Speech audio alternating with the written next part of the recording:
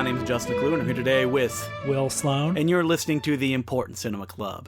And today, we're finally doing it. We're talking about Wes Anderson. In a different timeline, we'd probably be sitting in a theater right now watching his latest film, The French Dispatch. Fortunately, there is no topical reason to do this episode. We're instead doing it because he's one of those guys, you know? He's one of those dorm room poster perennials. We're doing it because we want those clicks, Will. We know people recognize the name Wes Anderson and go, hey, I would like to hear two white bespectacled straight guys talk about his filmography. Two guys who perhaps could be characters in a Wes Anderson movie. For young cinephiles, really for any cinephiles, he's another one of those directors who makes you understand what a director does. He's a man with, you know, a heavy stamp, heavy amount of style, recurring visual and thematic motifs that occur from film to film. Look at me! I'm a filmmaker! Ooh, that shows that somebody's actually putting a lot of effort in making everything like a proscenium or making it all symmetrical in frame. But you know, we are going to be talking about Wes Anderson in hopefully a slightly imaginative way. We are going to be looking at Wes Andersonsploitation. Imaginative, you say? Let me play some of that music. Dun, dun, dun, dun, dun, dun, dun, dun, dun, dun, dun. Just imagine Justin and me sitting in a symmetrical frame, surrounded by pastel colors. All these movie posters for fake movies, but all very artfully put. What is Wes Andersonsploitation? As the Supreme Court said about pornography, I know it when I see it. But what do you think it is? Like we already said, it's like symmetrical. It's often a flat visual style that captures things in a way that you'd never really see in life. And it's something that is so recognizable when you see it. Colors, old pop tunes, sometimes covers of them. That is all comes together to be the surface level Wes Anderson. Yeah, and there's often a vaguely old-timey aesthetic. I mean, in Wes Anderson's case, it's old-timey in a very particular way. It's a place that doesn't exist except in, you know, Wes Anderson's and his imitators' imagination. And it's something that seems easy to replicate. You'll see all of those, what if Wes Anderson made a horror movie, Saturday Night Live shtick? But it's much more difficult to actually get to the heart of why his best movies work like they do. And I think I figured it out this week because we watched two Wes Andersonsploitation films, and we watched one by the man himself. We watched Nacho Libre by Jared Hess. We watched A Glimpse Inside the Mind of Charles Swan III by Roman Coppola, and we watched The Royal Tenenbaums. So why don't we start with Nacho Libre, because it's the most lightweight version of this kind of style, and the one that when you watch the trailer, you're like, wait, did Wes Anderson direct that, or did somebody just rip him off? Yeah, had you ever seen this one before? Oh, I saw it in theaters. I was full of Jack Black fever when it came out. I was excited to check it out, and I remember sitting there, not even laughing once, and leaving going, man, that was bad. Yeah, I never thought I would see this movie again, but here we are. This is the movie, of course, where Jack Black plays a luchador, a Mexican wrestler in the tradition of El Santo. The plot, roughly speaking, is he stars as a Mexican Scandinavian orphan who is raised at a Mexican monastery. At the monastery, they preach a gospel of non-violence, but he always wanted to be a luchador. And beyond his duties of, you know, tending to the children and, you know, other monastic duties, he has a secret life as the titular wrestler Nacho Libre. So Jared Hess, as a director, people may remember he had made Napoleon Dynamite, his bottle rocket, if you will, before this film, which was a massive hit that everybody had Napoleon Dynamite fever. Did you have a vote for Pedro t-shirt? I did not have a vote for Pedro. I remember seeing the movie and going, that's fine. I don't see what everybody's losing their minds about. And I remember when Nacho Libre came out, it was such a giant leap into big budget filmmaking, and that his style, which was, you know, a little bit more naturalistic on Napoleon, was so artificial that actually really excited me. And then when the movie finally played out in front of me, the first and the second time, which was a few days ago, I'm like, this guy cannot tell a story. There's no flow, there's no jokes, there's nothing. And this Wes Anderson style that he's using, he is so incapable of kind of exploiting it in the right way. There's no emotional hook. And the minimalism of it, you can feel him panicking, so he adds like fart sounds and tons of like sound effects in the editing. This movie really moves like molasses, doesn't it? It's just one scene after another where you have these reverse shot conversations between two characters where, again, the character is like right in the middle of the frame, close up of their face, and they talk very slowly in a deadpan Mexican accent, and then it cuts to the other person, and they talk slowly in a Mexican accent, and then it cuts back. Like, you better find Mexican accents funny if you're going to enjoy this. And specifically Jack Black doing a really bad Mexican accent, which throughout I was like, ugh, this does not make me feel good. I spoke to a few people throughout the week who were like, I love Nacho Libre, and I was like, what do you like about it? And all they liked about it was the fact that he talks funny and says funny things, which, it rubs me a little bit the wrong way. Well, this was always one of Wes Anderson's less appealing qualities, the way that he uses different ethnicities as ornamentation. The early movies often have like foreign servant characters or just like supporting characters who are like black or Hispanic or something, and they often speak in like short, clipped, monotone sentences. And, even the later Wes Anderson movies like Isle of Dogs, that's a movie that uses, I guess, Japan and its culture, sort of the way you might like decorate your house. It's the stereotype of what North Americans imagine Japan to be. So it's like sumo wrestlers, sushi, and by making a whole movie about that, and in that film, too, it's all like white people who voices all the main characters. Greta Gerwig is a white character who saves the day at the end of the film. That's when you get problematic. I mean, the Darjeeling Limited, which at the time of its release was the least like Wes Anderson film, uses all of India and its people and its culture just to prop up the story of three white guys who are having difficulty getting over their father passing away. Well, the defense that people sometimes give of Wes Anderson regarding his use of like other cultures is the sort of the same defense they give the Coen brothers, where it's like, oh, they do it for everybody becomes a stereotype, white and black and etc. Oh man, do we have to open this box again? It's like, you can't be racist against everybody equally. Like, obviously the white people have more power than the minorities that you're portraying on screen, because the white is the dominant, so you can't make fun of everybody equally in that way. Yeah, so I mean, I don't know the racial background of everybody who made Nacho Libre. So I checked, there's a lot of Mexican craftspeople on the film.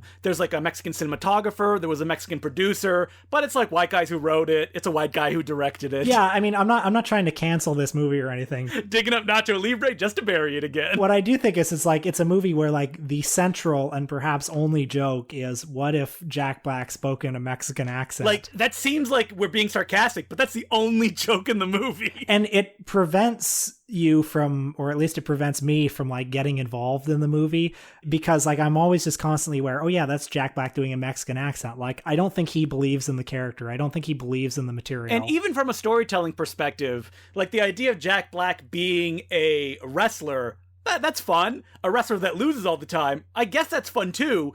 But because it piles on the misery throughout, by the end, you're like, I just don't even care. But when we're talking about what separates Wes Anderson from his imitators, and by the way, after I watched Nacho Libre this week, there was part of me that was like, holy fuck, like Wes Anderson has a lot to answer for. Like, was he ever good? I imagine you watching like the Batman serial and you're like, man, was Batman ever good?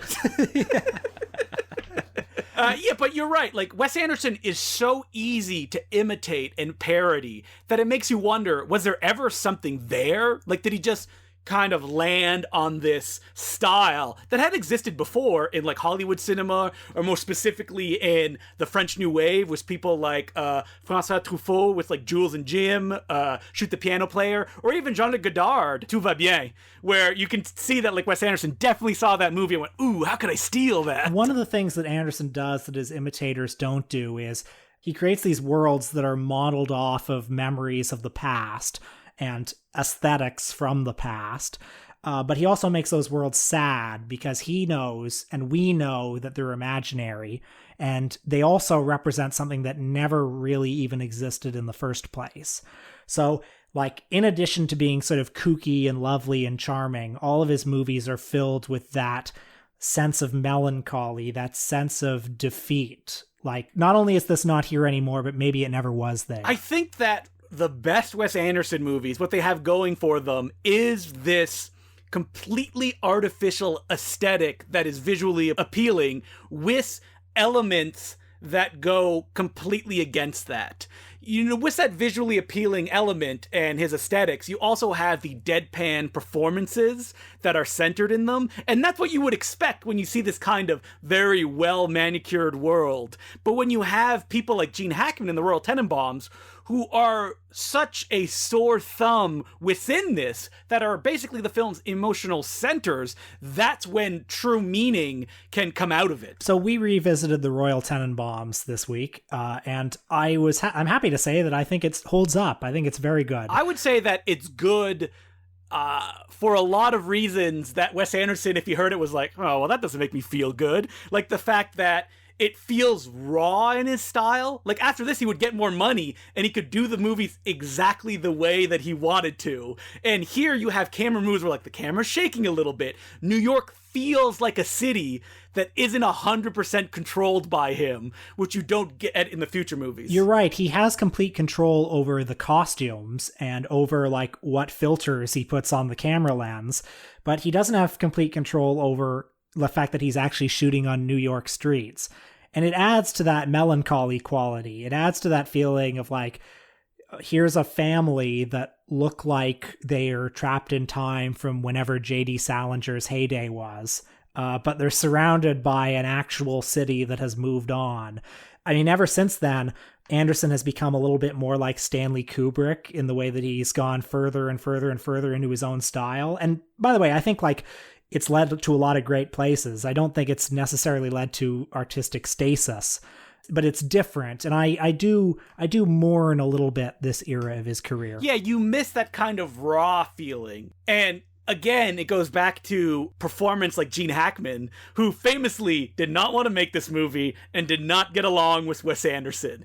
And out of everybody in this picture, he's the one who sticks out the most. Like, he is not going to deadpan these lines. He's going to act like Gene Hackman always did. And because his character is a boisterous kind of asshole, that makes it, you know, work around him. He is so funny in this film because everybody is doing the Wes Anderson thing, and then they're bouncing off of Gene Hackman in these very symmetrical frames. Yeah, and it's funny because he does stick out like a sore thumb, and yet paradoxically or contradictorily, he does feel like he's part of it. Like, he feels like, you know, he feels like the patriarch of this family. He feels like faded glamour, faded prestige. But you get the idea of why they would have kicked him out of this group just by the way he acts. Like, you know, he can lead this family, but to stay there for that long, like, it feels weird. He's going to push things too far than they like.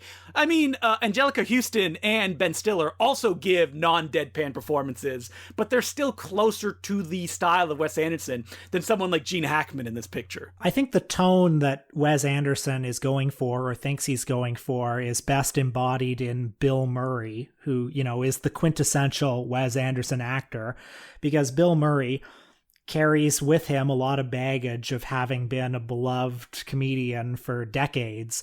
But in the Anderson movies, he strips himself of all of that, and, you know, he looks like shit.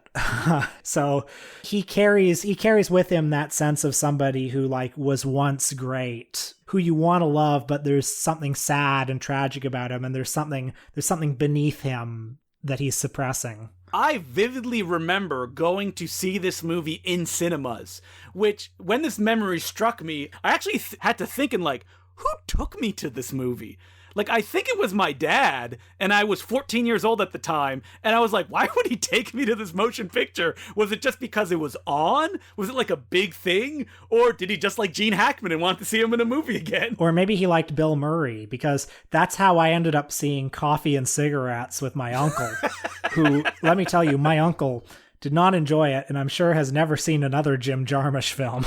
I remember even at the age of 14, I liked it a lot, but I don't think I quite got it. And my dad, his favorite thing was the tombstone at the end that Gene Hackman has, because it's such like an on-the-nose and hilarious joke that it's very easy to understand, as opposed to the kind of mood throughout where you're like, is this supposed to be funny or is it not, if you're not used to that kind of style?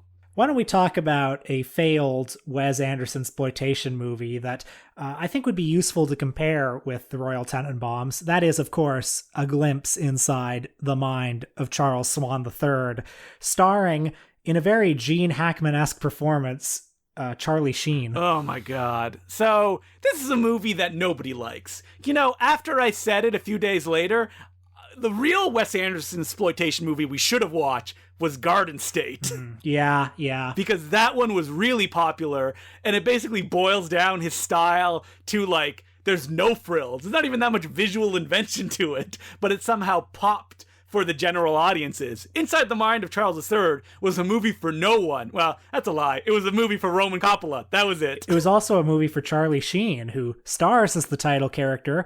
The title character is, I believe he's a graphic designer, some sort of an artist, but also a Lothario. When we're introduced to him, in one of the many Fellini-esque touches in this film, like it's full of dream sequences, and in one of them, like, they open up his head and it's full of, like, naked women, like a Terry Gilliam cartoon. You see all the naked women come out. And it was at that moment, look, I'm always trying to enjoy these movies, but it was at that moment, like 30 seconds in, when I thought, this is not going to work. I watched this movie a few days ago, and I don't even remember how it ends. I'm like trying to rack my brain, because it was just a mush of stuff. And I just hated almost every moment of it, even though that if you had described it on paper, you're like, oh, it's like a fantastical, imagination-filled journey through Charlie Sheen's, an analog for his career. I'd be like, oh, that's fun. No, but what it ends up being is like a shallow loser man who has a bunch of fantasies where he rescues naked women. That's pretty much all it is. Yeah, so the inciting incident of the plot is early on, Charles Swan III is dumped by his latest lover, and this sends him into a tailspin.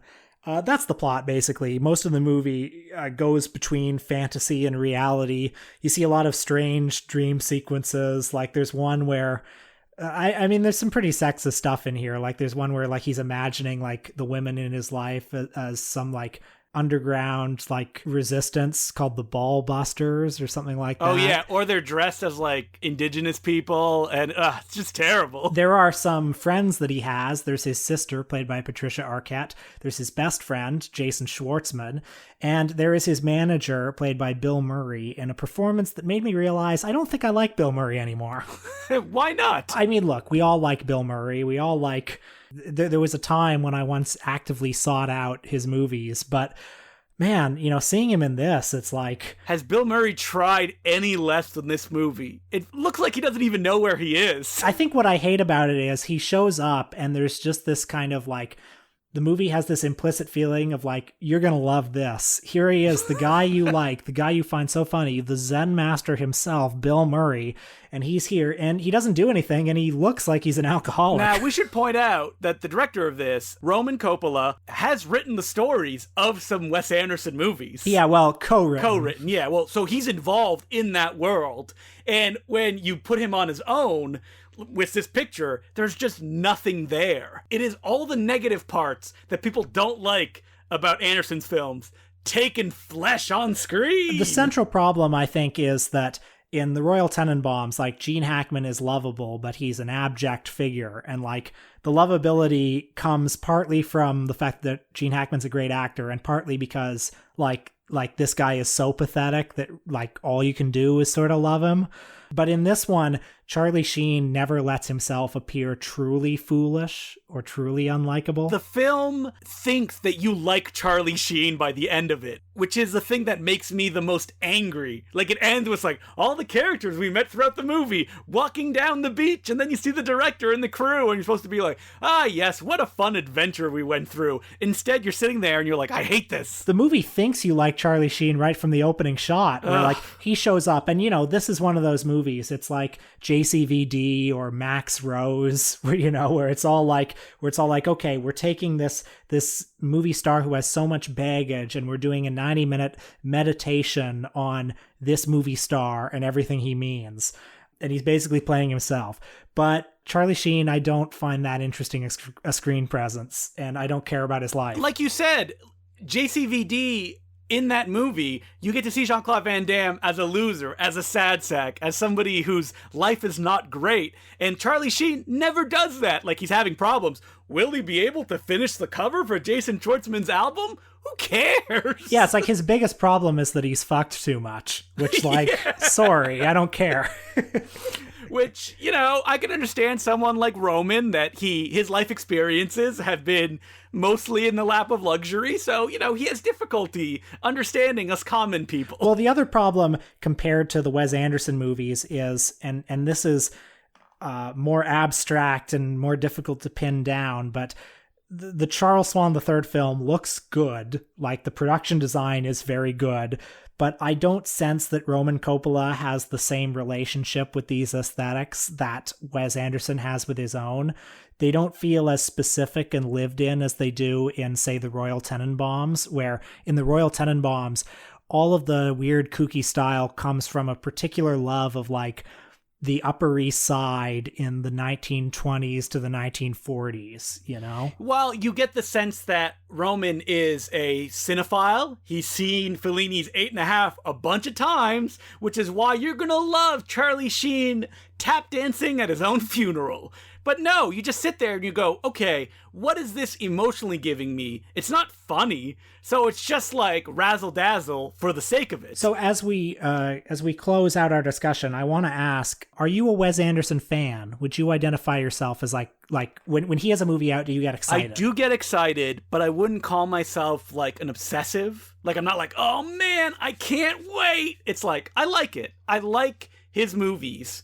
But I remember being so excited for The Life Aquatic and going to see it and being like, oh, that's okay, I guess. Feels a lot of style over substance. It's funny. I think he's a great director. I think in some ways he's better than ever. I am probably less excited for him than I've ever been. When The French Dispatch comes out, I'll of course go see it and I'll probably enjoy it. And I'm not quite sure what to attribute that lack of excitement to. It sort of feels like, I'm not actually saying that I've seen everything that he has to offer, because I don't necessarily think I have. It's because The French Dispatch looks so much like the Grand Budapest Hotel. That's why you're not excited for it. If it was like a radically different thing that looked like nothing he had done before, like even from Fantastic Mr. Fox to Moonrise Kingdom, you're like, oh, this aesthetic is different, has people like Bruce Willis playing around in it. This looks like fun. But you look at the trailer for The French Dispatch, it looks exactly like Budapest Hotel. You know exactly what you're going to get with it. You're right. I think that's why I'm not excited anymore. But I hope to be proven wrong. Yeah, maybe we'll see it and it will be radically different than what we expected. He's still experimenting. Like, he did a bunch of stuff in Grand Budapest Hotel he had never done before. So I hope, I don't know, he makes a space movie or something like that. Really wows me. I remember listening to the commentary on The Life Aquatic, and he is very critical of his own directing. He's like, oh boy, I can't shoot an action scene to save my life. That's funny. All right. So as per usual, you can send us letters at importantcinemaclubpodcast@gmail.com. And our first letter is from Kevin Roy, and he goes, greetings, Important Cinema Club cinema boys. As a fellow Canadian with an interest in collecting Blu-rays released by boutique labels, I often find it difficult to find my desired discs at a decent price. Amazon.ca never seems to have what I'm looking for, and if I go through Amazon.com or sources like Diabolic DVD or the boutique label's own website, I often end up paying $45 for a single Vinegar Syndrome release. So where do you guys buy your Blu-rays? Is overpaying just my lot in life as a Canadian collector, or are there more affordable avenues I can go down? Thanks for all that you do, Kevin. Well, first off, Kevin, I'm sorry, there's no secret code we can give you of like a magical website where everything is really cheap. I will say, if you live in Canada, Vinegar Syndrome ships from Toronto now. They have a Canadian distributor. So if you spend more than $100 in Canada, it's actually free shipping. Yeah, I mean, it's an expensive pastime, to be sure. I've had a lot of luck over the years going to BMV, our local used bookstore. You know, I've reached the point, though, where I don't think I'm going to go into used stores to pick up new Blu-rays. Now, I've had finds of like DVDs and books that I'm like, I can't believe that I can get this at this price. At the same time, you know, the time and time again, I've walked into a used bookstore and gone directly looking for that one specific thing, when if I just saved my money for a little while and order it online, I would get it. It's like, why don't I just do that? Because in the process, I buy so much junk that I do not need, but because my mind can register prices, I know, ooh, that's cheap. I'm not going to get this for a better price. And then I buy it, knowing that when I watch it, I'm not going to enjoy it that much. Justin, I have nothing to add. I think you've summed it up. And I mean, it's best to buy stuff directly from the companies themselves. They make way more of a profit margin on it that way. And shipping sucks, but it's unfortunately the price of shipping everywhere. There's most companies don't like stiff you on shipping, I don't think. It's just like really expensive to order stuff and to have it ship around the world. Yeah, so just buy less things that you hate. Buy more things that you really want, aka every Gold Ninja video release. But yeah, I mean, collecting, it's getting to the point where it's Laserdisc prices right now. You know, back when Laserdiscs existed, I was not conscious to be buying them, but they were like $70, $80 for like just the movie in its correct aspect ratio. It's half that price now, but more than it was when it was mass marketed. And I would say it's more to our advantage just because we get very specific things, like every Jackie Chan movie ever released in the greatest special edition ever, but you gotta pay an extra $10. All right, so again, if you want to send us letters, it's importantcinemaclubpodcast@gmail.com. What are we doing this week on our Patreon, Will? There's been a lot of talk about Spike Lee lately. He has a brand new movie on Netflix, and we decided to not talk about that, but instead talk about one of his least popular movies ever, 2013's Old Boy. Yeah, people have been really excited to hear our thoughts on his retake of Park Chan-wook's original, but with Josh Brolin in the main role.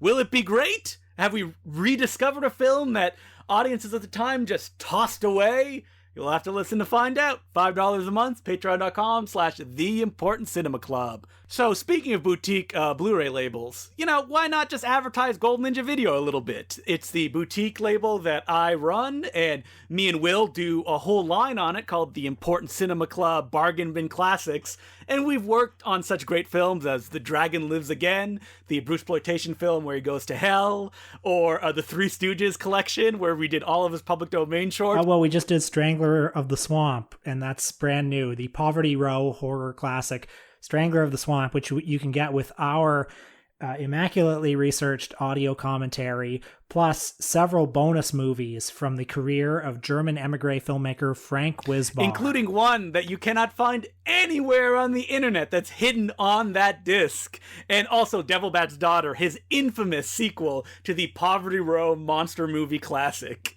And, you know, I've also released stuff that Will hasn't been involved in, like Mango Shake, which is an actual original production that has never been released anywhere before. We just did Holy Virgin versus the Evil Dead, a Category 3 splatter martial arts film that co-stars Donnie Yen. And, you know, to give a little bit of a tease of what's coming up, you know, it's like when people like Shout Factory and Vinegar Syndrome go and talk about what's on our upcoming slate and they hint at stuff. What's going to be released very soon is going to be a Blu-ray from a filmmaker that it is shocking we have not tackled him yet. Somebody we've talked about a lot. Yeah, a lot. Somebody that I think that the idea of doing this was around one of his films, which has since been released by a very... Everybody knows who we're talking about if you listen to more than 5 episodes.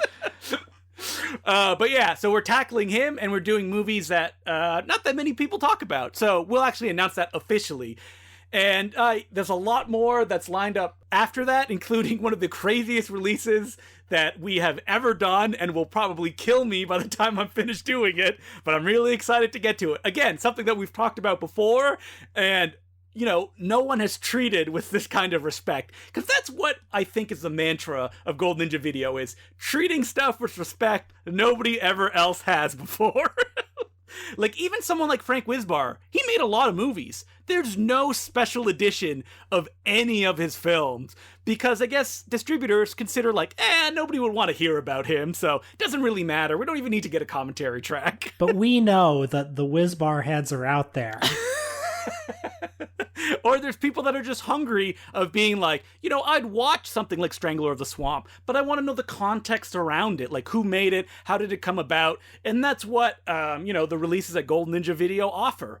And we do that with every one of them. We put everything into them, and we appreciate people that pick them up. Very reasonably priced at $10.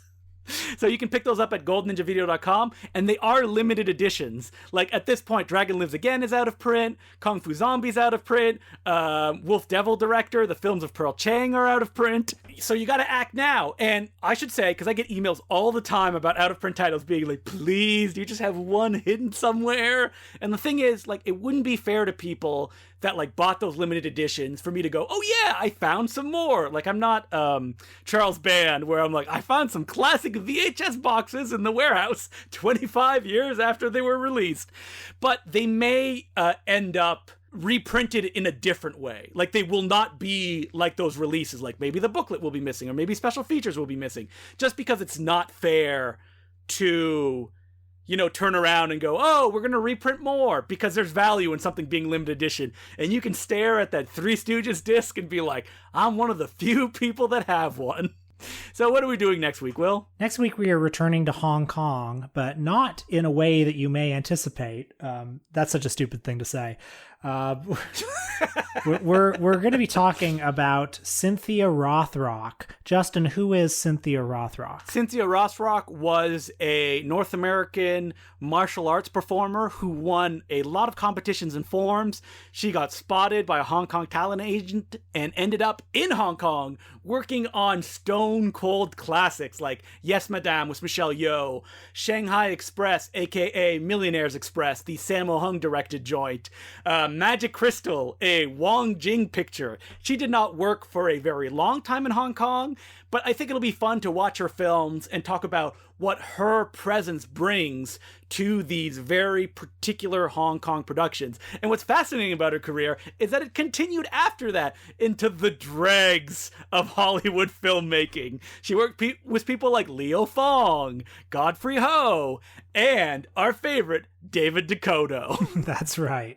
She's still working now. Yep, she is. So I'm excited. We'll be tackling Cynthia Rothrock. What movie should we do? Oh, China O'Brien, maybe? Oh, yeah. The Robert Klaus film, the director of Enter the Dragon, Battle Creek Brawl, and I guess we'll watch Yes, Madame. I think that's probably her most famous Hong Kong picture. Yeah, even though she's not in as much of it as you would expect her to be, but it's a good film. She didn't really ever have her own starring role, unless you count like The Blonde Fury or Righting Wrongs, but even then, those are like supporting pictures. So I'm looking forward to it, diving in. We get to watch fun movies next week. Not fucking Inside the Mind of Charles Swan. God. Oh my God.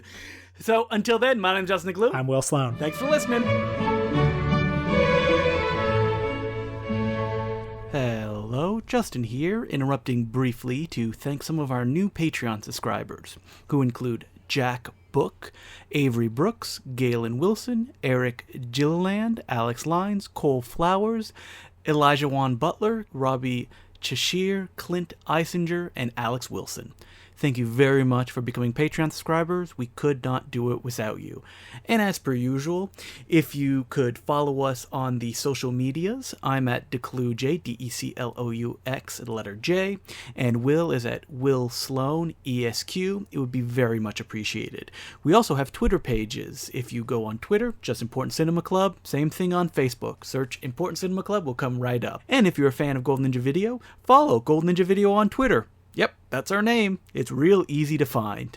And finally, if you haven't rated or reviewed us on Apple Podcasts. Please do so. We would appreciate it immensely. And if you want to hear me talk about movies more, you can listen to me every 2 weeks on the No Such Thing as a Bad Movie podcast, where me, April Atmansky, and Colin Cunningham pick a so-called bad movie, and then each select our favorite element of it and go through the entire experience. And I also have another show called the Bay Street Video Podcast, where me and the product manager of Bay Street Video, yes, an actual brick and mortar video store that still exists in Toronto, Ontario, me and the product manager, Mark Hansen, go through every new release every week. It is an exhaustive, funny, and just, hanging out with a couple of pals kind of look at all the new movies coming out. Even if you're not a consumer of Blu-rays and DVDs, you'll learn about films from around the world which are finally being released to the public. There's discoveries, classics, and just plain terrible sounding movies that we discuss every week on the Bay Street Video Podcast. Give it a listen. I'd really appreciate it. And now we'll return you back to your regular scheduled programming. Speaking of home entertainment and boutique DVD labels, one of the big events of the year has been the release of Severin Films' complete Al Adamson collection. I think they call it Al Adamson the Masterpiece Collection. That's akin to us calling this podcast the Important Cinema Club. So I approve. For those who don't know, Al Adamson was... I guess you could compare him to Ed Wood, but, much more prolific than Ed Wood. Ed Wood is kind of like a go-to signifier. Al Adamson is more of a guy filmmaker that disappointed almost everybody that saw his movies, because he and his producer, Sam Sherman, knew how to cook up something that was mostly sizzle and very little steak. But what's fascinating about his career is that if you see an individual movie, you will be disappointed. Like, do you remember when you saw Dracula versus Frankenstein? Yes, I do. And in fact, yeah. So I knew what I was getting into. Like, I knew who Al Adamson was, so I knew it was going to be bad. So I had a pretty good time with Dracula versus Frankenstein. Oh, I like Dracula versus Frankenstein a lot. But can you imagine being a kid picking that up with its amazing cover art at the video store and popping it in and discovering a film that's made up of like 3 previous shoots, most of them that did not feature Dracula or Frankenstein? And Frankenstein is like this mush-faced monster, while Dracula is like the director's accountant. And also, Lon Chaney Jr. is in it, but he looks like he just saw the devil. He looks horrible. And he can't talk because he's on the doors of death and he has cancer of the throat. Oh my God. And John Carradine is there as well. And as people pointed out, why didn't you get him to play Dracula? John Carradine, I think, is probably in a few Al Adamson movies. Oh yeah, he is. And, which begs the question of like, why did people think that John Carradine was that big of a name that people would be so excited to check him out? John Carradine was kind of the Eric Roberts of his day. Oh yeah. I would say he was seemingly more prolific than Eric Roberts. But then you have to consider that people like Fred Olen Ray would shoot a scene with John Carradine with plans to insert it into a movie at some point. So he didn't really star in those pictures. But, when you look at that Al Adamson box set, what's fascinating about it is that he has a Jess Franco-like career, that it's not about one movie, it's about all the movies. And that when you hear, like, the path that he took and the things that he did, like, his films, thanks to producer Sam Sherman, are packed with, like, wizened Hollywood stars who had not worked in, like, 15 years.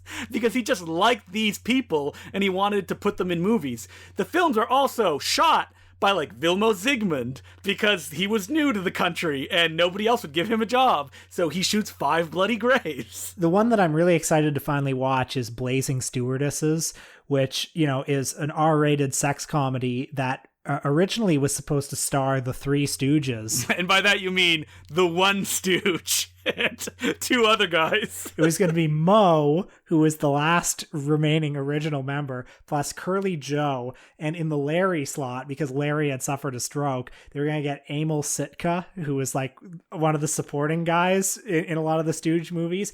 But then Moe finally succumbed to cancer. There are a few like publicity shots of the Three Stooges, like, signing the contract for this movie. And oh my God, it makes your hair stand on end. But anyway, because they couldn't get the Three Stooges, they replaced them with the next best thing. The remaining Ritz brothers.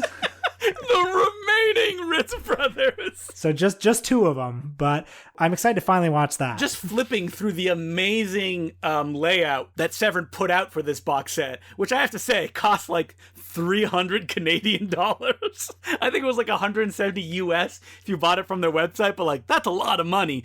I discovered, and I did not know this, that like Al Adamson and Sam Sherman were straight up Godfrey Hoeing most of these movies. They would buy like Uncle Tom's Cabin, a 60s G-rated German film, and then insert like new salacious footage into it, and then the cover could be like a big black guy like whipping a white woman, and it's like Uncle Tom's Cabin. And they did this a lot. And then you get a movie like The Dynamite Brothers, which is like co-starring an actual Hong Kong star, Alan Tang, and is choreographed by Lam Ching Ying and Philip Ko and Philip Kwok, actual Hong Kong martial artists. You know, Lam Ching Ying is the one-eyebrow priest from the Mr. Vampire film. What is he doing in this Al Adamson movie? God, it's just so exciting to know that this box set contains so many, like, strange detours in film history, so many unusual people. And you were showing me that some of the movies have been restored, like from the last remaining print. Like there was one, like Al Adamson in some cases would just like cut the negative of his old movies and, you know, reassemble them into new movies. So, you know, he was definitely did not have the mind of an archivist. And there was one where the print was so damaged that basically they had to scan it like a couple of feet at a time, racing against the clock. I believe that film was technically Al Adamson's first directorial effort, even though it's credited to his father, who was a Poverty Row filmmaker / Western star, who was like bottom of the barrel, like the worst of the worst. And the film was believed to be lost.